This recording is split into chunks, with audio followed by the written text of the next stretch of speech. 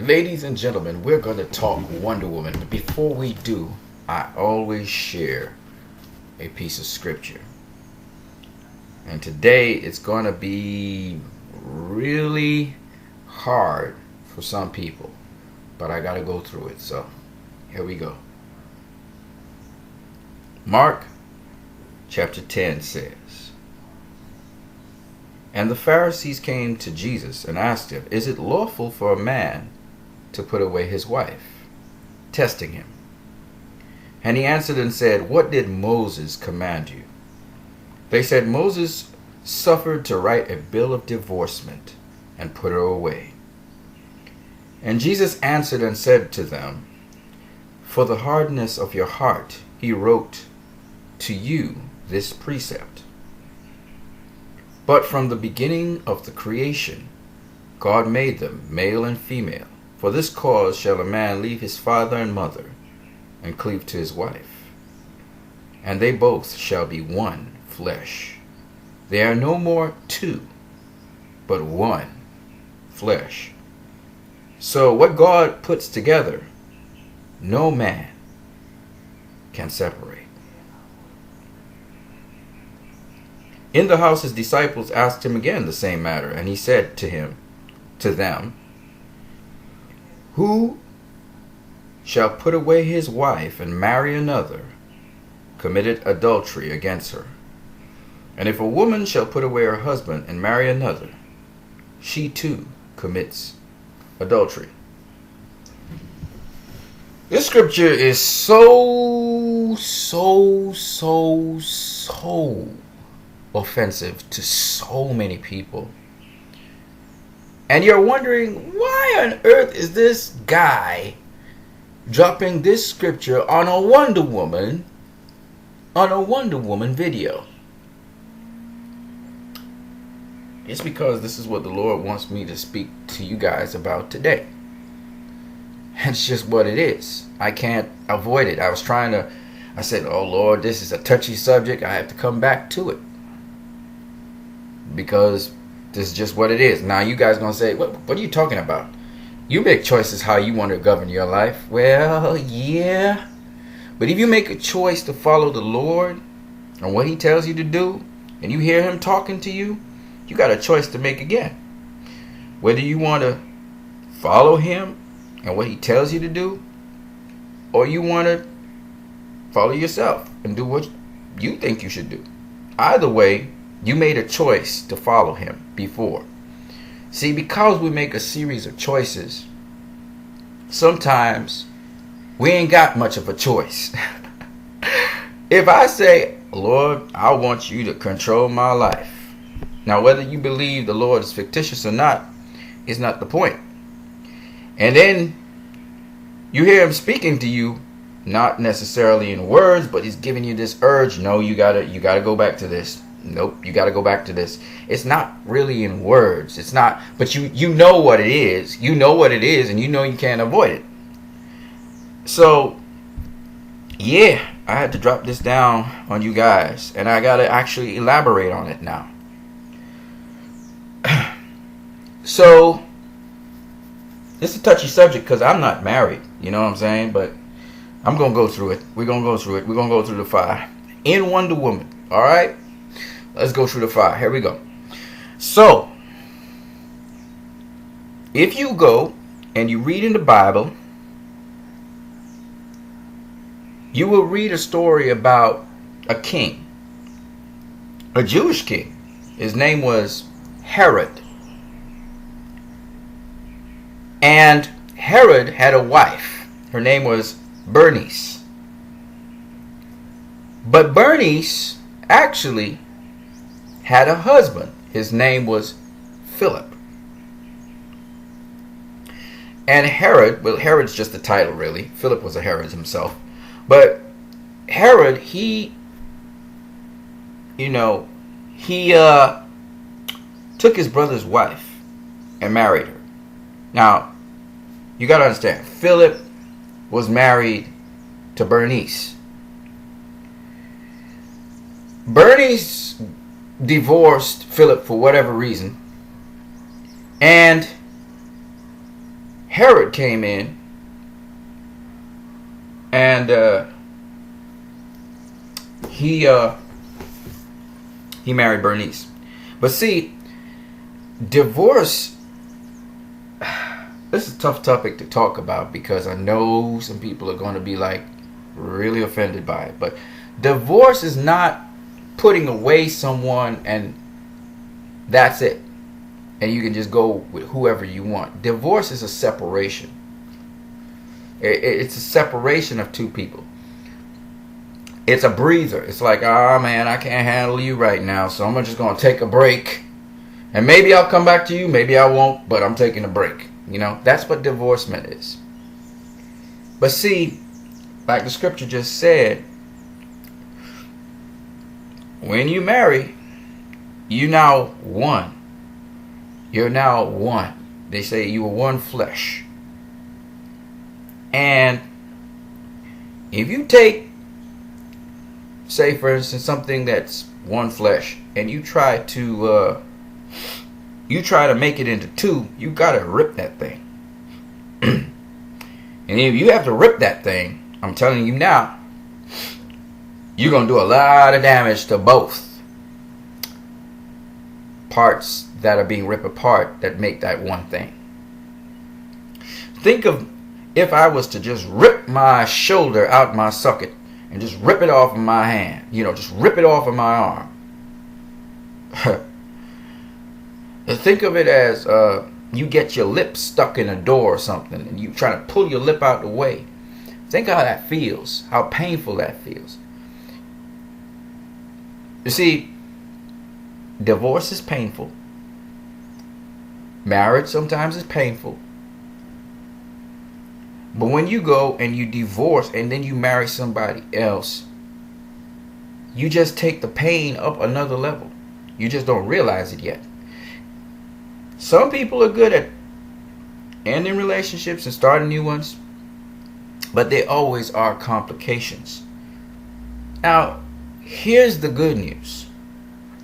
If you're someone who has gone through that, you married, you divorced, you remarried, you had other children with other people and stuff, it ain't the end of the world. Yeah, you committed adultery. Yep. Some of them children is products of adultery. Yep. But see, God can forgive you of what you did. Then you have to make amends with your former person that you were with. Try to work it out with them because it's very important that you bring peace to that situation. Sometimes it's not your fault and the other person may be on drugs, whatever. That's a different scenario. And then step 2 is to make sure that your family, which is much bigger than it is the nuclear family that you got now, it's like you got 2 wives, kind of like, even though the other wife may be with somebody else now. You have still a responsibility to your group to pull in not just your kids, but also your estranged spouse into the equation. Okay? You see, that's the tough thing. People think because you legally married, that means it's not adultery. The case of Herod, he was legally married to Bernice. Bernice had left Philip, but it don't make it any less adultery. And the reason why John the Baptist, who called it out, got beheaded is because Bernice didn't want to hear John talking about that stuff. My point to you is this. Y'all may or may not understand what adultery is. But at the end of the day, everything in Christ can be forgiven and you can start a new slate. That's the good news I want to give you guys. We all mess up in life. We've all come short of doing good a lot of times. And this situation will be no different. But make sure that with respect, you, as much as possible, have good relations with all the people you've been with before, whoever they may be. Back in Bible times, we had a lot of concubines and a lot of wives that kings had. They had multiple wives. And even in the time of Israel, a man might be married to multiple women. You can't do nothing about that. If the situation is that you marry more than one woman, Just don't put away none. Make sure you not only give child support, but also you have the debt as a man to also supply money to your spouse, unless she says, your former spouse, your ex-wife, unless she says, no, I don't want none. That's why the law is such that your ex-wife could actually extract money from you on possessions. It's actually biblical. And it's mostly on the men, unfortunately for them, but that's what it is. And same thing for the wives. If you go and you just leave your husband, and then you divorce him, you got a legal divorcement, good for you, and then you go and you marry another person, that's actually also adultery. Because when you marry someone, the word marry means to join. There is no turning back until, as they say, death do you part. So I need people to understand how serious marriage is, and you will be held accountable by God for every action you make. Now, if you messed up and you didn't know these stuff, nobody gonna be mad at you, and God's willing to forgive you. But you got to embrace the people you had the bad relations with. You have to be able to take responsibility for them. You have to be able to understand you're still yoked to them. You're still linked to them. It's just that you made another new linkage with somebody else. Accountability in this world is something that's lacking. Accountability. So people willy-nilly go get married, and then things get rough, and then they get divorced. Some people, they get in abusive relationships. They got into something they didn't, and they had to get out of the situation. But that don't mean you start another one. But some people have started another one. Sometimes it's been abusive. Sometimes the person has cared for them and they've had a relatively pleasant experience. But the point is, you still got to deal with that one that was messed up. You still got to go back and deal with that person. Yes, if the person is unreasonable, there's nothing you can do. You can pray for them and wish them well sentiments. I'm not saying go into abusive relationship again. No, hell no. I'm saying you still have to understand that you yoked yourself to that. So you have a responsibility and accountability to that person. And that person, whether they know it or not, have an accountability to you as well. So this thing called marriage is a very deep thing. You will notice, I told you I'm going to offend some people. It's just what it is. You will notice that they said a man and a woman. He said male and female made he them. Y'all gonna feel I'm preaching stuff and stuffing it down your throat. And you know what? Probably I am. But this gotta be said. I'm not trying to be politically correct right now. So we got what we call LGBT groups and LGBT rights. Let me tell you something first of all. The LGBT community actually is something that has some positivity to it. See, a lot of times people look at things which they frown upon in society. And you know what they do? Do you know what people do? They look to oppress. They look to target. It's like they scapegoat people for all their problems and all the shortcomings they have. And they attack them. And I don't like that people attack the LGBT community. So these people came together and formed a community. Okay? And the sad thing about it is that someone's sexual preference is really a private matter that shouldn't be aired in public, to be honest with you. Now, if you're saying, oh, well, I'm not heterosexual, I am gay. Okay. But at the end of the day, while I do not agree that people from the LGBT community can get themselves into what we call the sacrament of marriage, because as you see there, male and female created he them. There's a reason he did it that way. But I have to say, I understand why that community feels like outcasts. They feel ostracized to this day. In 2017, if somebody says they're queer or gay, immediately we have a certain notion of them, those of us who are heterosexual. And as human beings, we're all human beings. They're not different to us in that respect. They feel and everything. I say they, but it's not really they. It's us, right? What I don't condone and I don't approve of, because I know it's just not right, is the actions that they take. The actions that they take. So, I'm not into gayness, lesbianism, or bisexuality. And so that's just not, in my opinion, something that I will ever endorse in my life. I'm telling you personally, and from the principles which I have come to understand about life and the order of things. I'm not saying that life ain't screwed up. I'm not saying that some people, they got that natural tendency, they were born a certain way and they need to have a sex change or something like that.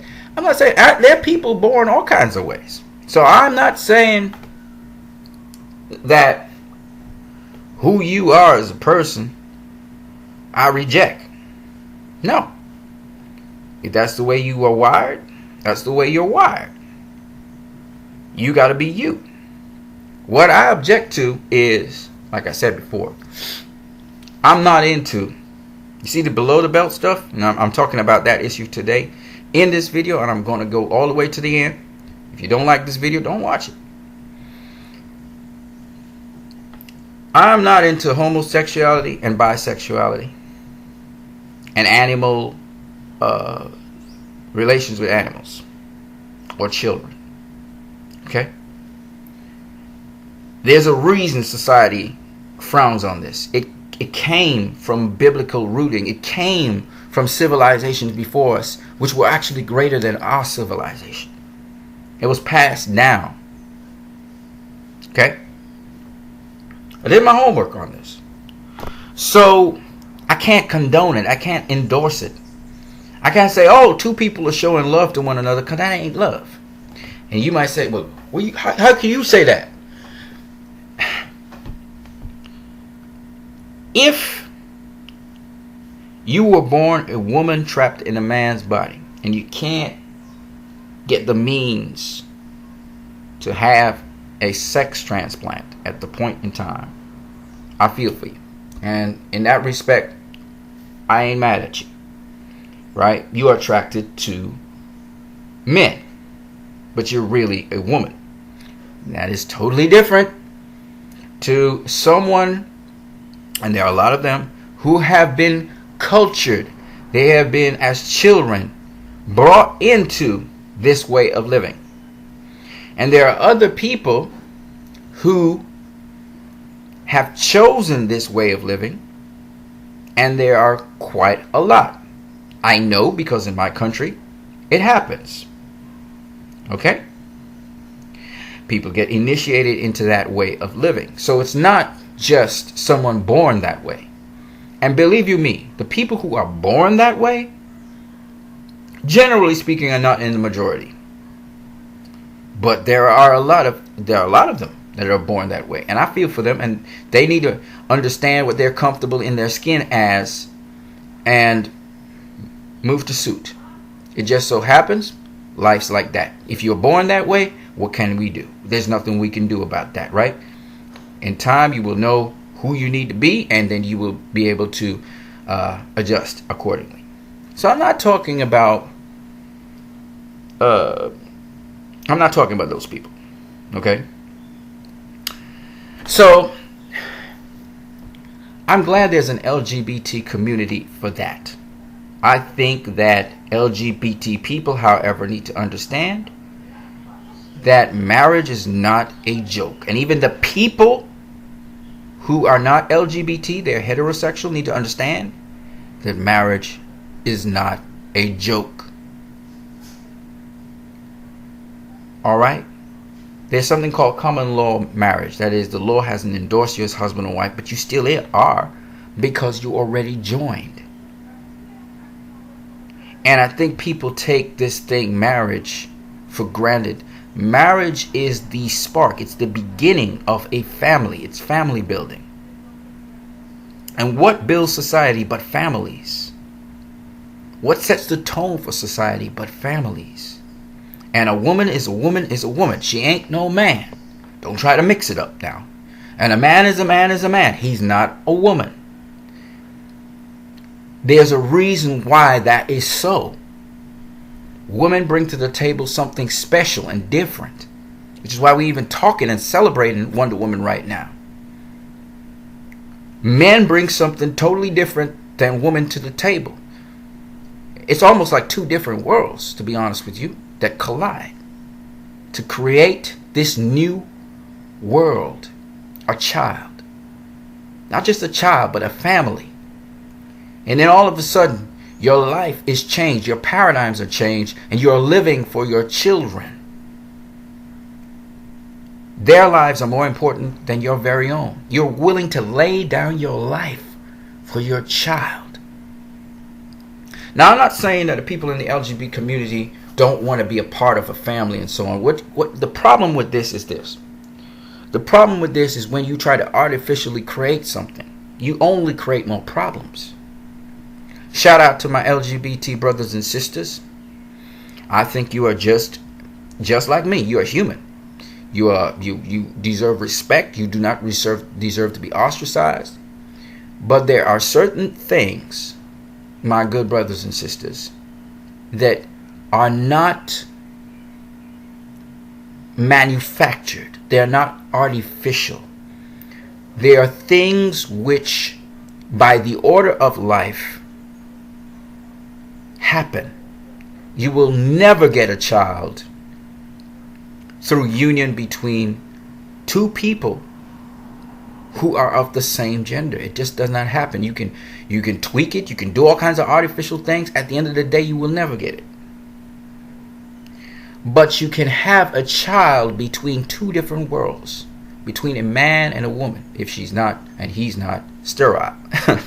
That's a whole other story. The reason that happens in the animal kingdom as well as the plant kingdom to some degree, not all plants are like that. Not all animals are like that. There's variety in nature as well. But the reason that happens in the natural world for those things which sexually reproduce is because it takes two different worlds to collide to create a new world. This is just a law. It's a principle of life. And honestly, I didn't want to go into this topic, but I have to today. Okay? So, when I talk about Wonder Woman and these magnificent women I'm about to talk about, bear these things in mind that I spoke about. And for those of you who are not married, my counsel to you is this.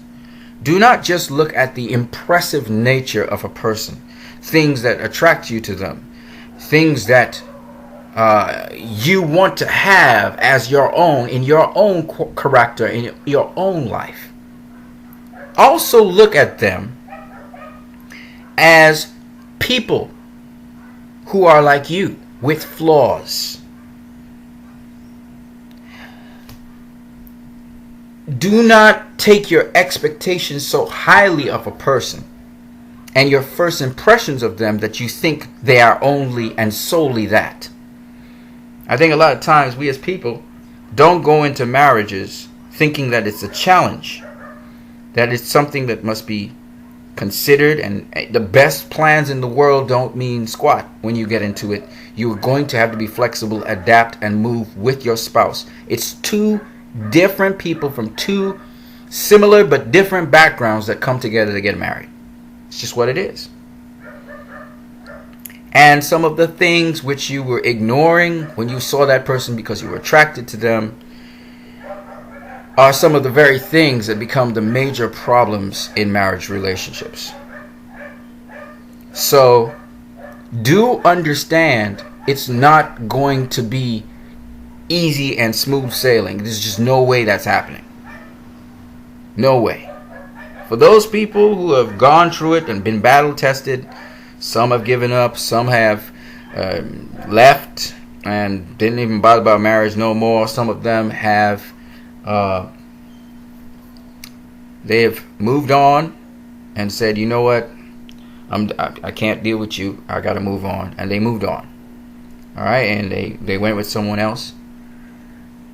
And those who stayed the fort and just went all the way through, but they bit their tongue and they held their breath, and so they feel stifled at the end of the run.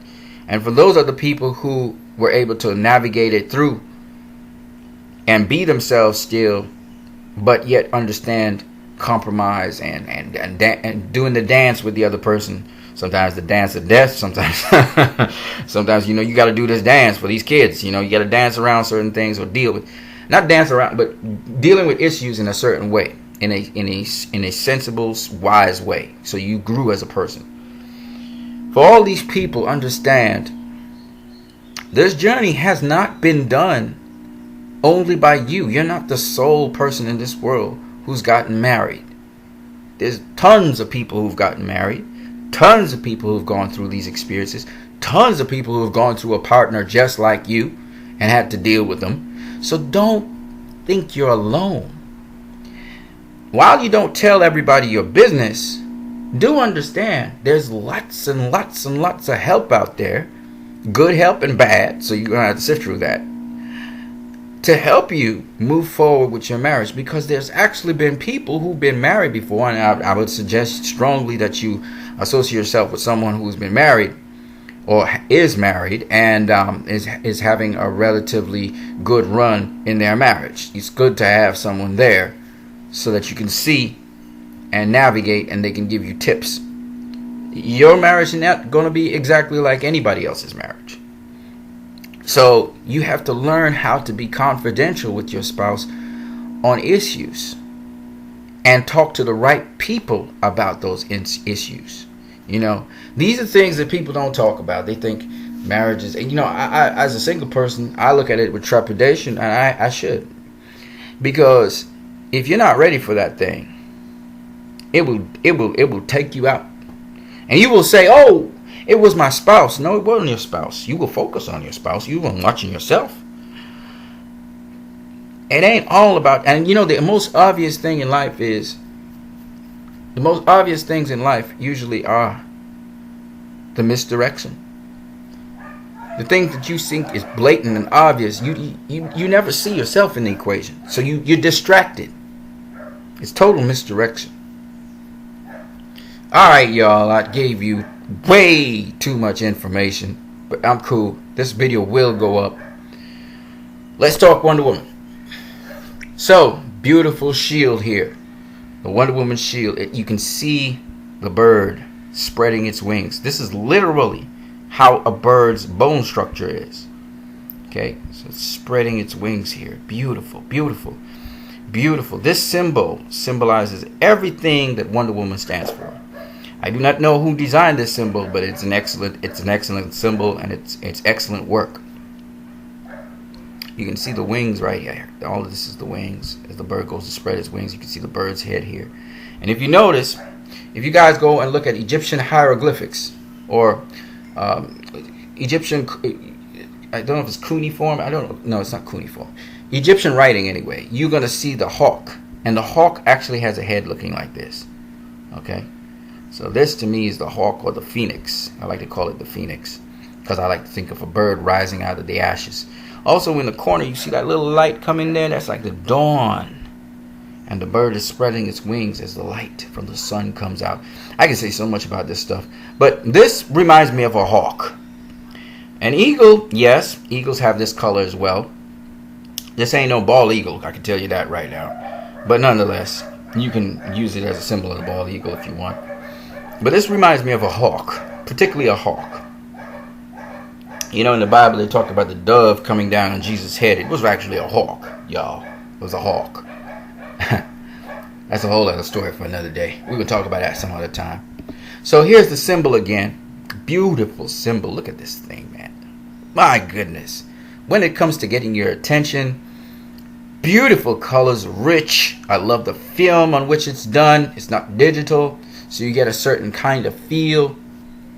Beautiful, but beautiful, beautiful, beautiful, beautiful work. Beautiful work.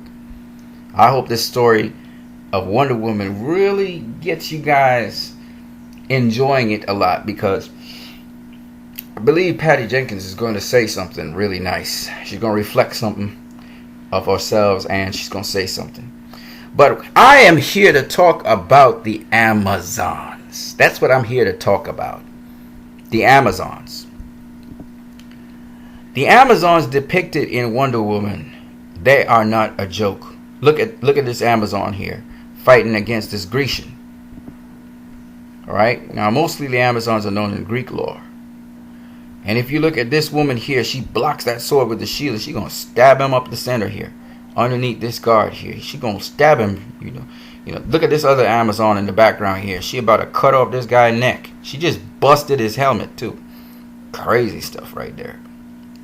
Talking about combat, man. I think he got a hammer or something. Look at this other Amazon here, shielding off against this Grecian warrior here.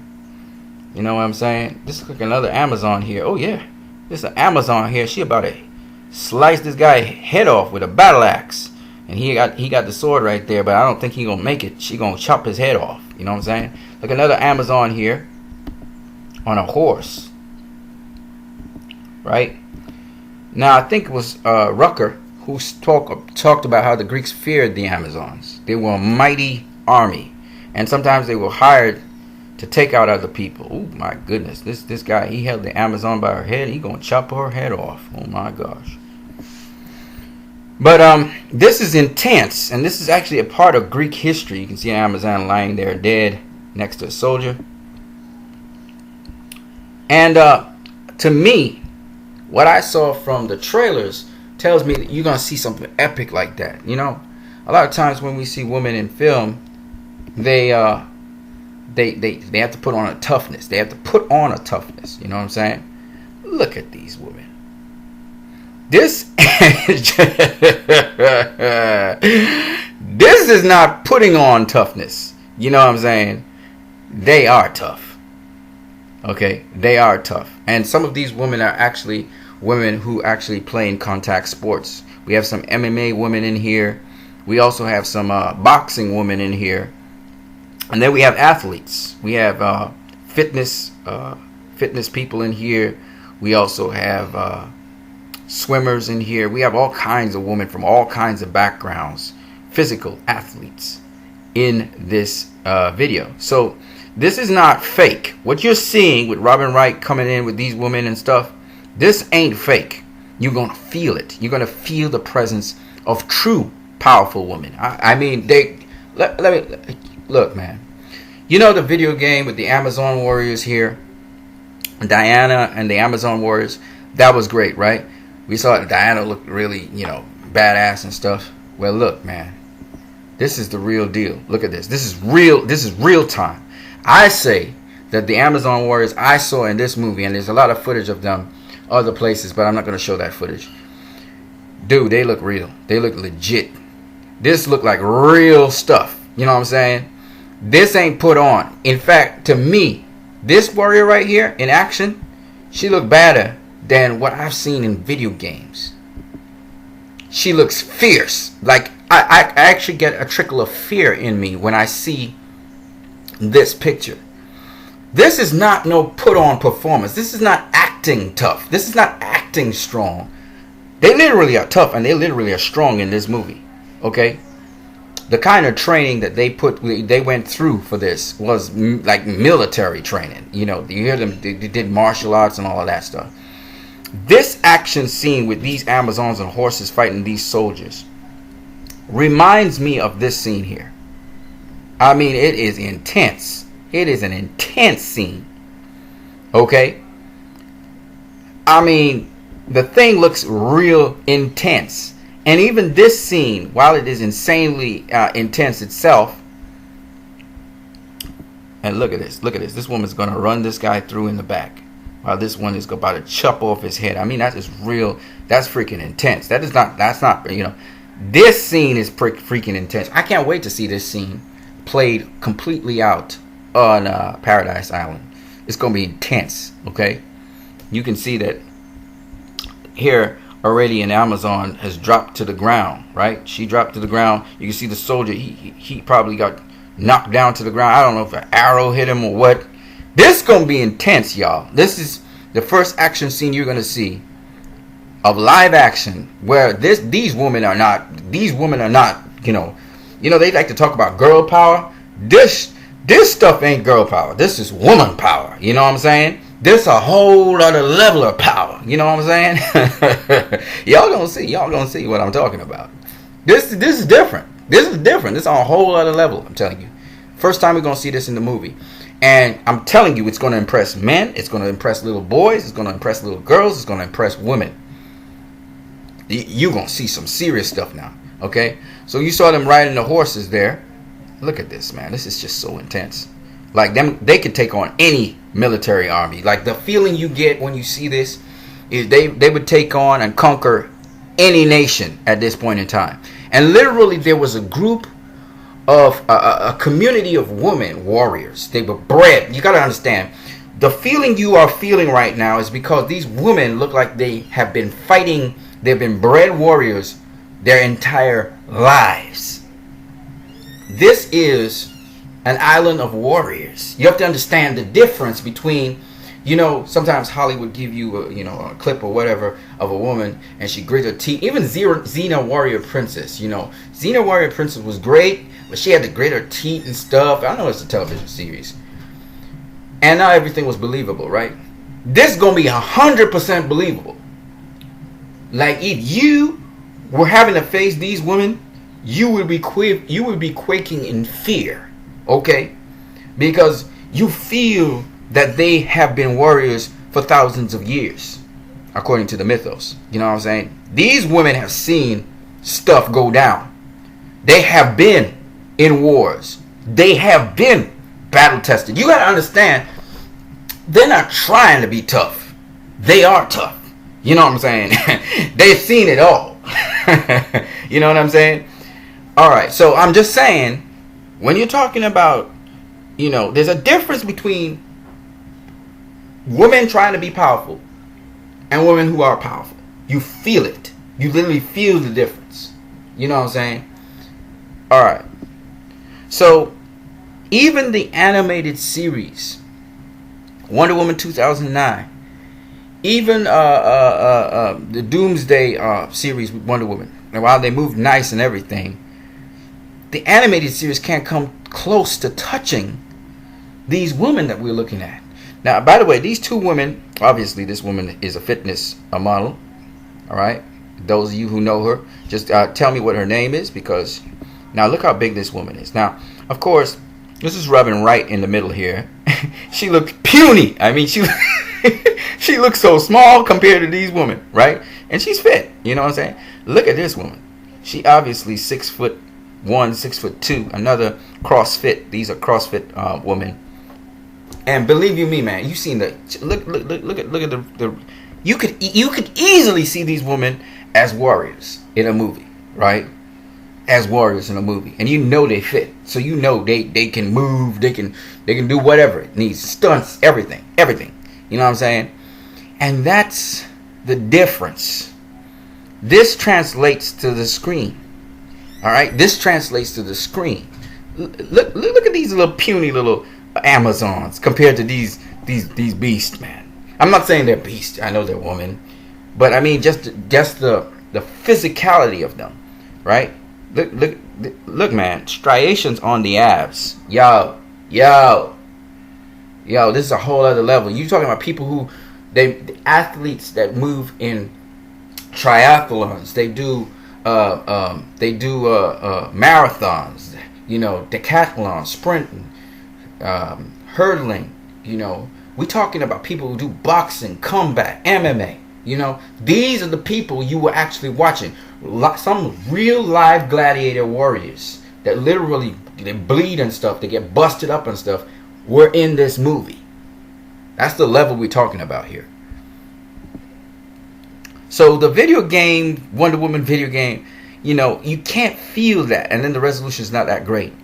You can't really feel that. It's the stereotypical design of a woman here, which is not a problem.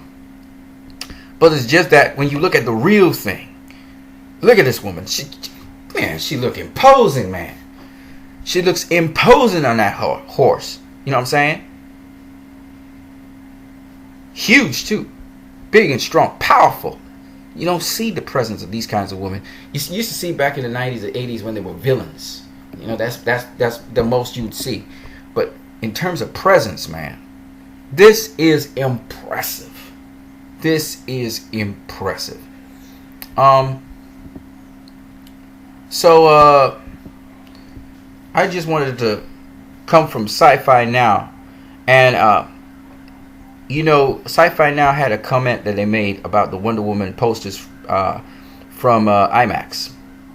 And they said they cried. It made them cry because what really happened is this, right? Besides these women looking very imposing and strong, they realized that for the first time on film, we really actually are capturing warriors who just happen to be women in a whole army of them. You know what I'm saying? This is the first time. And these women have been myth. They've been myth, and they're about to become reality on the screen. It's strange, but the Greeks only know them as myth. There actually were a group of women warriors that used to sometimes fight on behalf of other nations. Sometimes they'd fight for their own. Okay? And they used to defeat the opposing nation that they were fighting. But we only have them in myth. We do not have solid historical facts to back up the myth. Even though we have all of these paintings and sculptures and carvings of them, they are still held in myth, like Hercules and so on. And it makes me sad because when we think about these things, we think of them scrubbed out of history. But we know from other historical literature that we had women leaders. Cleopatra. We had Egyptian pharaohs who were women in a time when Egyptian pharaohs were mostly men. So there is pieces and parts of them in history. Unfortunately, most of that history is usually scrubbed from the current modern times we have, because people want to conceal that women are only able to do certain things. So it's a cover-up. Just like how you have the cover-up of the modern history and how many black people actually contributed to technology and so many other things that we benefit from. The computer was actually designed by a black person and so on.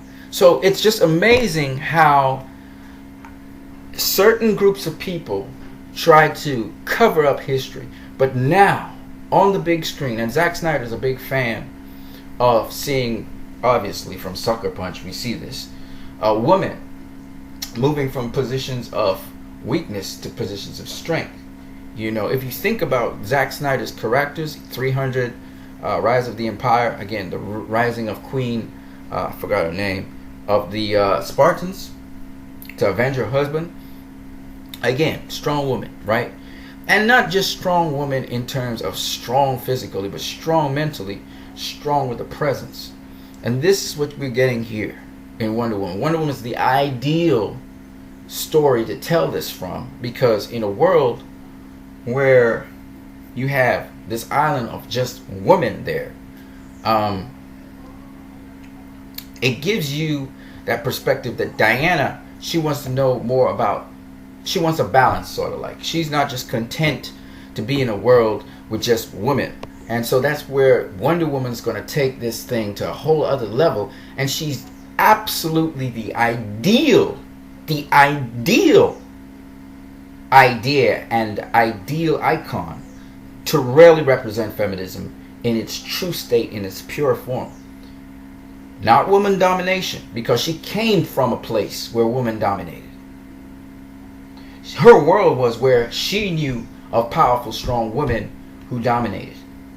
So it's not about woman domination. Wonder Woman is about equity, about us living together, but not limiting each other, and treating each other with respect and dignity and love. So that's why the story of Wonder Woman is so powerful. It's important to be told. This story needs to be told, and it's no better place to tell it than on the big screen. So I look forward to this movie and what it has to offer. And I think if you ever notice, Wonder Woman is probably the only superhero who really comes with balanced logic most of the time. If Superman and Batman have a disagreement, Wonder Woman can come in between and literally settle the thing, you know. So, Wonder Woman, man, I gotta say, I am impressed by this. But yes, they were actually impressed by how powerful and strong, and yet at the same time, how beautiful these women look. They say glamorous, but beautiful.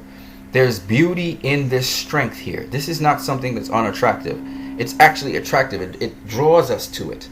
But yet these women are strong. You can see that they're strong. All right. These are literally women who come from a warrior background, and for some of them, it's been millennia and millennia, thousands and thousands of years.